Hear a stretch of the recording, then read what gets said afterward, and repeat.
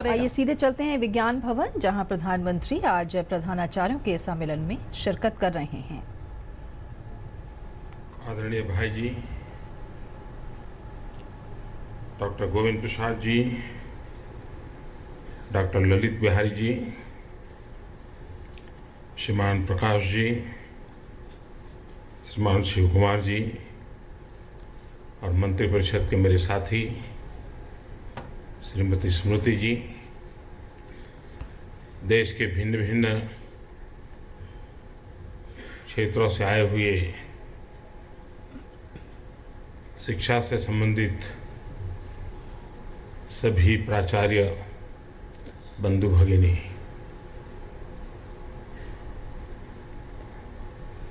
कुछ समय पूर्व भाई जी आए थे तो उनका आग्रह था कि आप सबके साथ बातचीत करने का कोई कार्यक्रम बने। बातचीत का तो नहीं बना, भाषण का बन गया।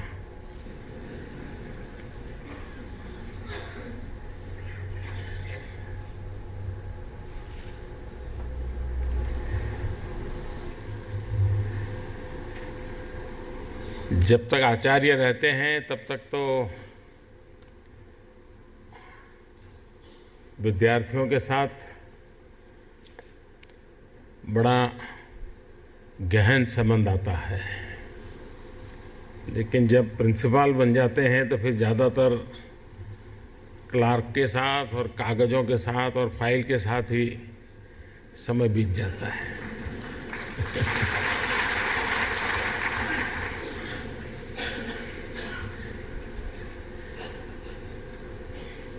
सचमुच में ये दोनों व्यवस्था बिल्कुल भिन्न है, लेकिन हमारे यहाँ सदियों से ये परंपरा चली है कि जो सीनियर मोस्ट आचार्य होता है वो प्राचार्य बनता है। अब उसकी मैनेजिंग कैपेसिटी है कि नहीं, मैनेजरियल वर्क में उसकी रुचि है कि नहीं, ये बातें बहुत प्राथमिकता नहीं रखती हैं, लेकिन स्वाभाविक इसके जिम्मे आ जाता है।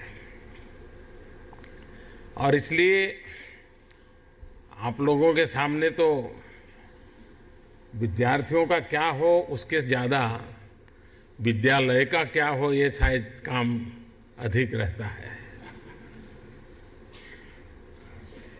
और इसका मतलब ये हुआ कि आपके सामने एक बहुत बड़ी चुनौती होती है कि आज शिक्षा के, ज्ञान के इतने मार्ग उपलब्ध है, जानकारी पाने के इतने रास्ते उपलब्ध हैं और इतने सरल भी हैं कि ऐसी स्थिति में विद्या भारती तक लोगों को आकर्षित कैसे किया जाए।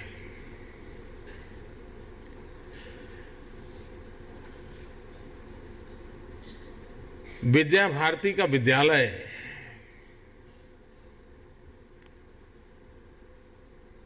उसकी छवि क्या है? छवि उन अभिभावकों में नहीं जो विद्यार्थी हमारे यहाँ पढ़ते हैं। अगर एक नगर के अंदर 100 स्कूल है, उसमें हमारी भी एक है, उन 100 स्कूल में हम कहाँ हैं? हम एक स्कूल थे, 2 हो गए, पहले 800 विद्यार्थी थे, अब 1600 हो गए। यही मानदंड है क्या? अगर ये मानदंड है तो समाज में जो परिवर्तन लाने का प्रयास किसी को करना है, जो शिक्षा और संस्कार दोनों को मिलाना चाहते हैं, साथ साथ चले ऐसा चाहते हैं, उनके लिए जिम्मेवारी बहुत बढ़ जाती है।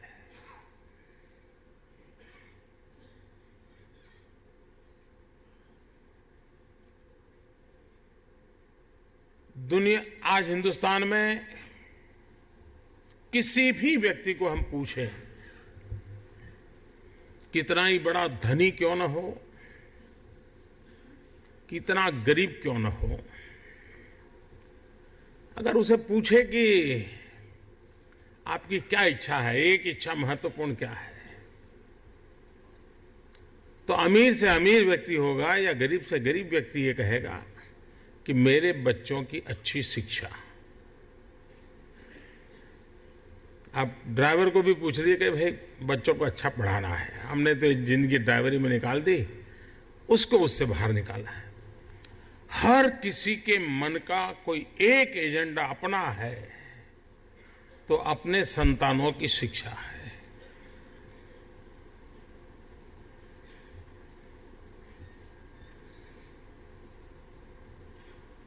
अगर ये करोड़ों करोड़ों लोगों के मन में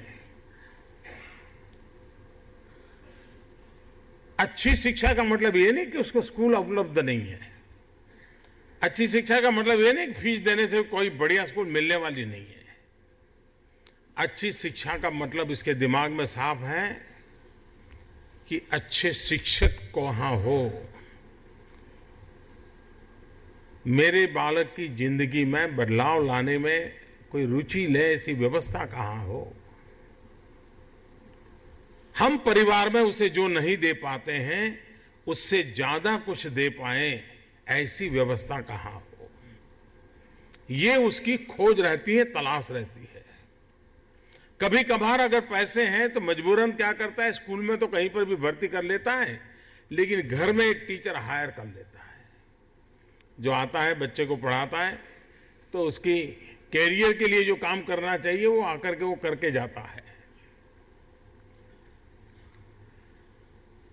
ऐसी जब स्थिति है तब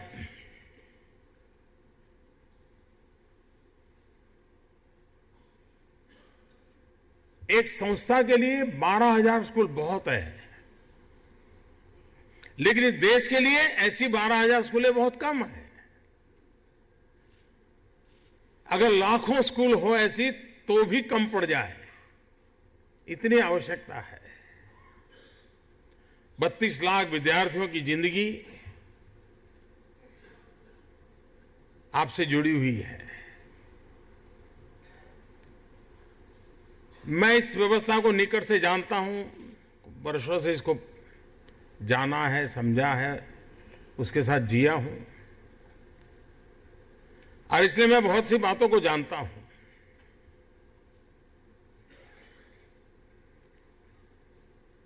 हम ये चुनौती स्वीकार करने के लिए तैयार नहीं हैं कि हम इन सारी व्यवस्था में टॉप पर होंगे।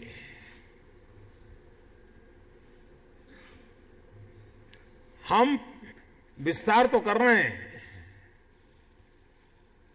और कुछ तो अपने आप भी हो रहा है, लेकिन क्वालिटेटिवली अगर इस देश के, इसमें एक देशभक्ति एक सबसे बड़ा प्रमुख मुद्दा रहता है विद्या भारती के स्कूलों में।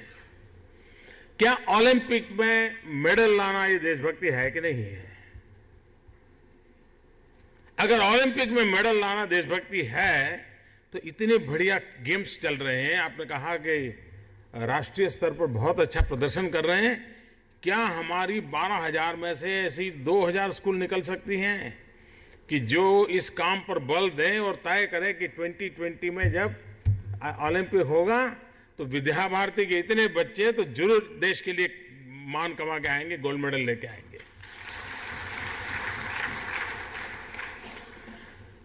हमने हमारे लक्ष्य बदलने की जरूरत है, ऐसा मुझे लगता है।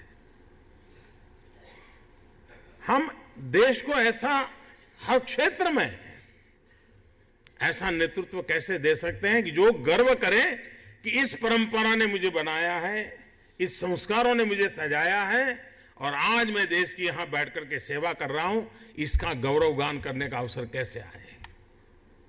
अगर 77 में विद्या भारती का एज ए संगठन के रूप में जन्म हुआ, उसका मतलब कि 50 साल पास में है।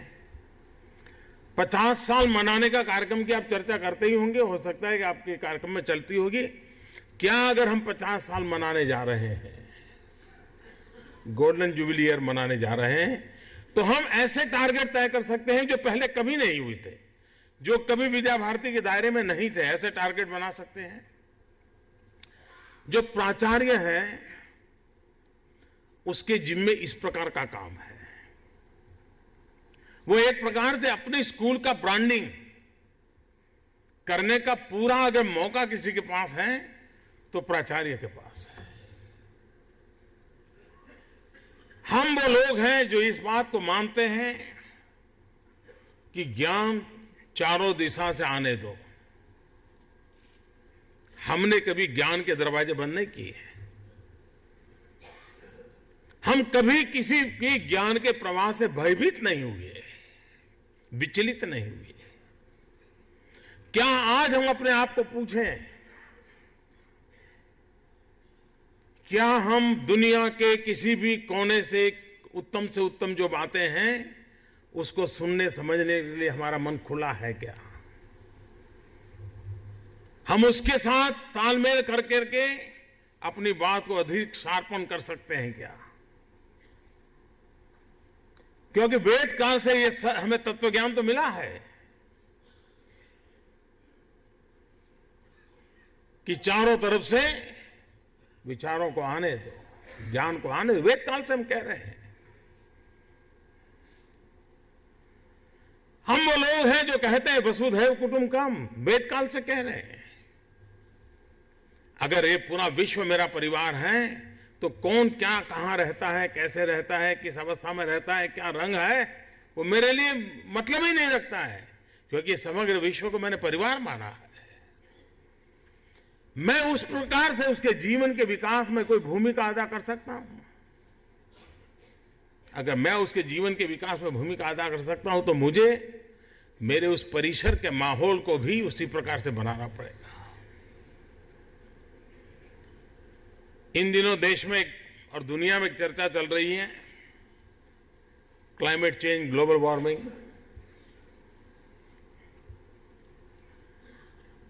हमारे बच्चों को हम वृक्षारोपण, पौधे लगाना, ये तो साल में एक आध बार कार्यक्रम करते हैं, लेकिन क्या 12,000 स्कूलों का एक मिशन बन सकता है जो उन स्थानीय व्यवस्थाओं को कहे कि हमें हमारी स्कूल 100 पेड़ गोद लेना चाहती है, हमें जगह दो, हम 100 पेड़ इस नगर को दे देंगे, 5 साल में दे देंगे, हमारा ये कंट्रीब्यूशन होगा। फायदा ये होगा कि हमारे सारे बच्चों को एनवायरमेंट की शिक्षा अपने आप मिलेगी और समाज के साथ हमारा जुड़ना बहुत स्वाभाविक बनेगा। चाहे हमारा परिसर बड़ा हो वहां करें, नहीं तो जो व्यवस्था है उसे हम मांगे कि हम आपको हमें जगह दीजिए, हम 100 पेड़ लगा करके देना चाहते हैं आप लोगों को। हम समाज जीवन में किस प्रकार से बदलाव लाए। अभी सरकार की तरफ से एक अभियान चल रहा है, बिजली बचाओ। क्या हमारे 32 लाख विद्यार्थी ऊर्जा बचत के सबसे बड़े दूत बन सकते हैं क्या? उन 32 लाख विद्यार्थी कम से कम 10 परिवार में ऊर्जा बचत के लिए जाना, मिलना, समझाना, बात करना, ये लगातार करते रहे। 10 परिवारों का वो लीडर बन सकता है बचपन में ही। आपके स्कूल का बच्चा बन सकता है। हम उसको ऐसे एक काम दे सकते हैं ताकि उसके जो संस्कार है, भाई तुझे तो देश का भला करना है, तो भला करने की शुरुआत करने का कहीं तो शुरू करना पड़ेगा। एलईडी बल्ब, देश के 100 बड़े शहर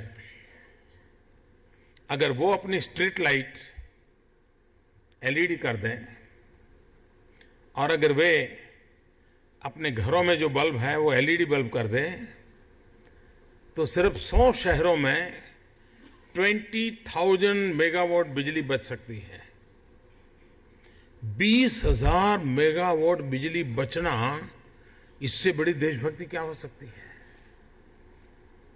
लाखों करोड़ों की लागत से 20,000 मेगावाट बिजली बनेगी और 4 साल 6 साल लगेगा, और 20,000 मेगावाट बिजली हम बनाते हैं तो गरीब के घर में बिजली पहुंचाना एक बहुत बड़ा पुण्य का काम भी हमारे हाथ से हो जाता है। क्या हमारे विद्या भारती के 12,000 स्कूल में एलईडी बल्ब है क्या? एलईडी बल्ब इसलिए नहीं, वो सरकार का कार्यक्रम का एलईडी बल्ब इसलिए चाहिए कि आपका अपना बिजली का बिल अगर आज 300 रुपये आता है तो हो सकता है कि वो 200 रुपये आना शुरू हो जाए, तो 100 रुपये विद्या भारती का तो बचना ही बचना है। मैंने तो कभी विद्या भारती को डोनेशन नहीं दिया, लेकिन ये दे सकता हूं मैं।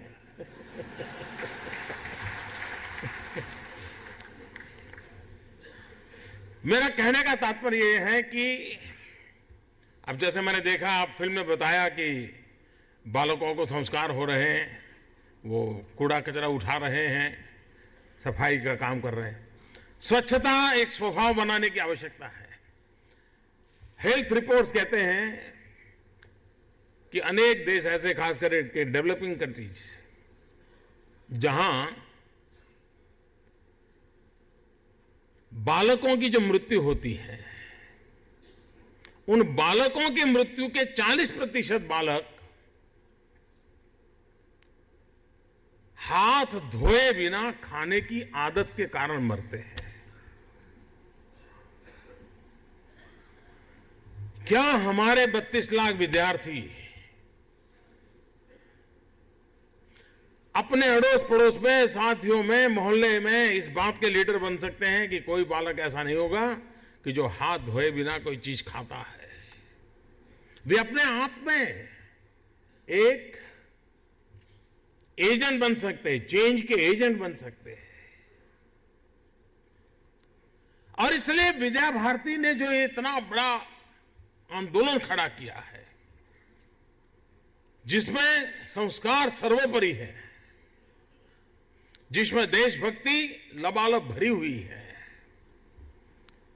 जिसके वाणी में, वर्तन में, उपदेश में, सिद्धांतों में सादगी सहज है, ये ऐसी चीजें हैं जो आज सहजता से प्राप्त नहीं है, जो आपने 50 साल के लंबे तपस्या से इसे कमाया है। लेकिन वो पूंजी आपकी नहीं है, वो पूंजी देश की है, और पूंजी देश की तब बनती है जब आप अपने दायरे से बाहर उसको फैलाना शुरू करें। आज समय की मांग है, माहौल भी ऐसा है कि देश का सामान्य मानवी भी इस बदलाव के लिए हमारी अपेक्षा करता है। और अब विद्या भारती ने ये तो तय करे 12,000 में से हर राज्य में एक उस राज्य की सबसे टॉप स्कूल में कन्वर्ट कर सकते हैं। 12,000 की 15,000 नहीं होगी तो चलेगा, लेकिन 12,000 में हर राज्य की एक स्कूल स्टेट की टॉप स्कूल बन जाती है। आप देखिए इस संस्कार नाम की ताकत कितनी बन जाती है। मैं जब गुजरात में था तो जो आईएएस अफसर आते थे, आईपीएस अफसर आते थे, तो नए लोगों में कुछ में बड़ा बदलाव दिखता था। उनकी बातचीत करने के तरीके, काम करने के तरीके। तो फिर मेरे मन में कुछ होता था तो मैं धीरे से कभी पूछ लेता था कि कहाँ पढ़े थे, और मैं अनुभव करता था कि वो ज्यादातर विद्या भारती से आते थे।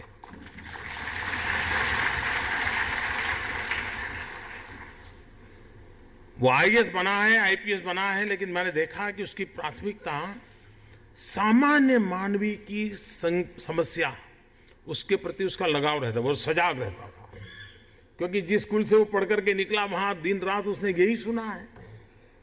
अब ये छोटी सेवा नहीं है, ये बहुत बड़ी सेवा है कि आप एक ऐसे व्यक्तियों को तैयार कर रहे हो जो इस गरीब के प्रति इतने संवेदनशील है, समाज के प्रति इतने संवेदनशील है।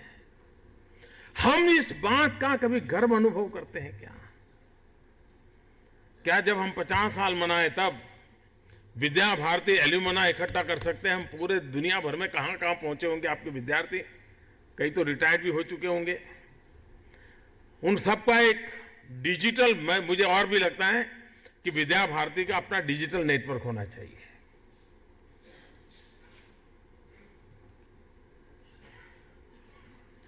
पचास साल में आपके यहां जितने बच्चे पढ़ करके गए हैं, उन सबका डिजिटल रिकॉर्ड तैयार करना चाहिए।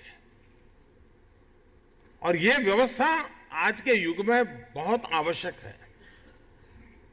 अगर भाई जी एक संदेश भेजें तो सुबह आपके 1.5 लाख टीचर के मोबाइल फोन पर वो संदेश क्यों ना आए? कोई टीचर ऐसा नहीं होगा जिसके पास मोबाइल फोन ना हो।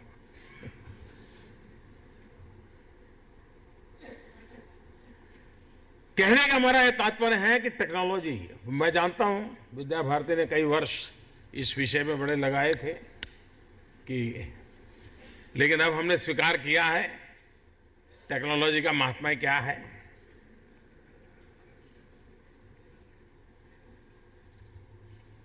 आप इससे बच नहीं सकते। अब जो है उसको हम अवसर में कैसे पलटे। टेक्नोलॉजी अपने आप में एक बहुत बड़ी ताकत है।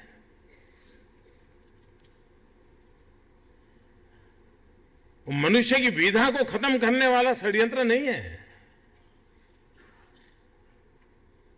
विज्ञान और टेक्नोलॉजी से दूरी हमारी विकास यात्रा को रोक देती है। हमने बदलाव स्वीकार करना होगा।